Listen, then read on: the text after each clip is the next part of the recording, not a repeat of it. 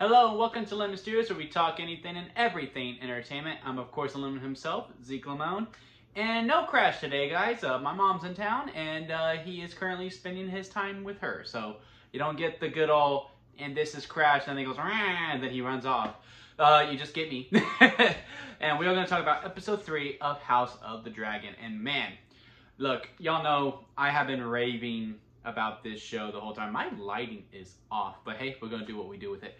And I have been absolutely loving this show. Episode 1 was absolutely great. I think it's the best episode 1 of any TV show in 2022 so far. And episode 1 was the best episode 1 of 2022 so far. Episode 2, I thought was a step down, just because it was a little bit slower. Good scenes overall, but I always felt myself the more engaged when it had either Rhaenyra or Damien in them. While this episode was, you know, it did have some action, but it really only had the action piece in the beginning and at the end. And there was a lot of politics in this one, not a lot of Rhaenyra. Well, there was some Rhaenyra, but there was hardly any Damien. And I really think this is the best episode out of the 3. I mean, from the get-go, just how, yes, time has passed, and like they really explain it really fast. Yeah, about 2 or 3 years has passed through this, because there was the quick scene of like, hey, we gotta urge him out about the war. He was like, it's been 3 years, I can wait 3 more days. I was like, damn, okay, wow, a lot of time has passed. And this was really just about the growing pains. They even talked about it on the inside of the episode. It's really about the growing pains between Rhaenyra the King and Damien, how they're all different people. I didn't really see it from Damien, but I did see it from Rhaenyra and I didn't really see it from the King that much, but I did see it from her quite a bit. I really loved all of her scenes, just how, you know, she's just snapping, like she has all these duties to do, but like no one's really taking her serious. She doesn't really fully believe it. She really thinks her dad is just like done with her completely, just like, all right, I got my son, you can go now. And like, you can just tell this woman is just hurting, and this really comes from the actress herself, and she is doing a phenomenal job as well. I'd be very surprised if she is not nominated for an Emmy for her performance in this. And I have been kind of hit or miss on who is now the Queen, Miss Hightower. Allison, I believe was the first time. I think I said Abigail in the episode 2 review, but I think her name is actually Allison, so I apologize for that. But yeah, Miss Hightower. I'm now starting to remember names 3 episodes in. And now I'm like, maybe she does actually care about the dad. She's just not doing what her dad, Otto, is wanting her to do.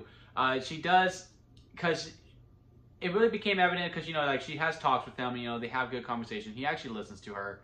And it was the scene where she, you know, she has this, the talk with her dad.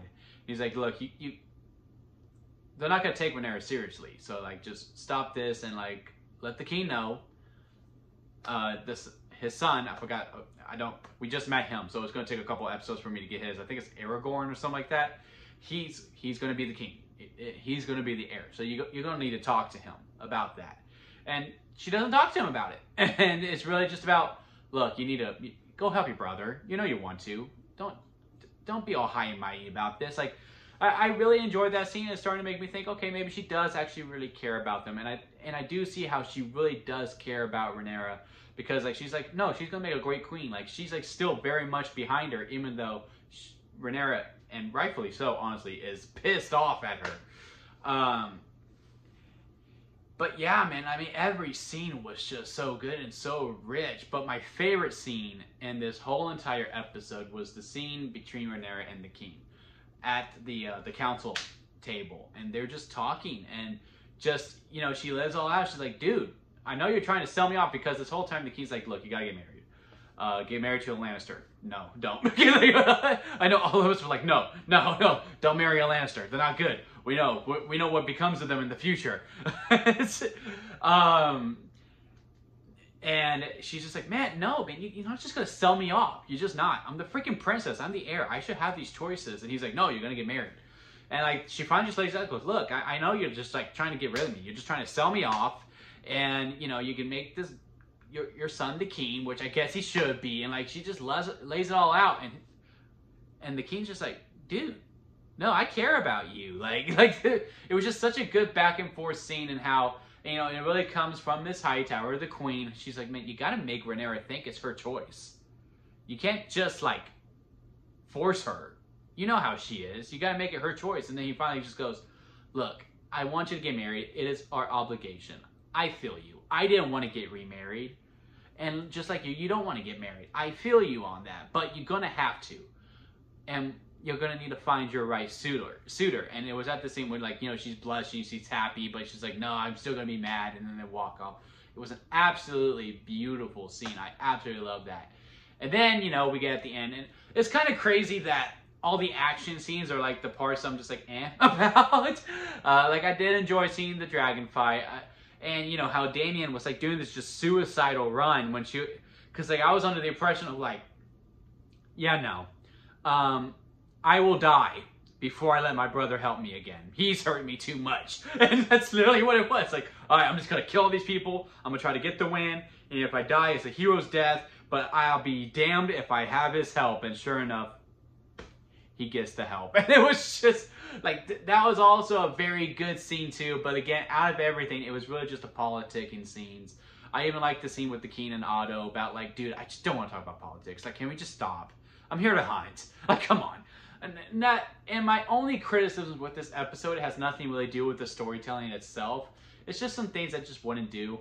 I wish the blood was more practical. You could tell the blood was CGI, and like it was really evident within the boar scene when Rhaenyra just finally just loses it and like just stabs the boar like crazy, and the blood's getting on her face. I could tell that was computer, and I was just and it took me out for a second.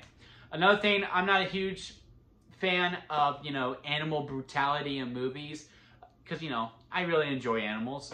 And the scene with the deer, I get it. I get why.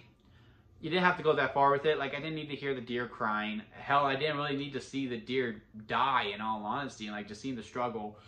Part of me was thinking like, yeah, the King has it so easy, but yet he still struggles with it because they got the deer for him and he had to stab him twice. And all this stuff, like he was having a hard time killing it, as Rhaenyra like really fights for it and like just really goes for it. And seeing that contrast between them, I thought it was for that, but it was really about, you know, if he gets a white deer, then oh, he made a horrible mistake with Rhaenyra being the heir and all that stuff, but it was brown. And within that case, I don't think you need to go that far.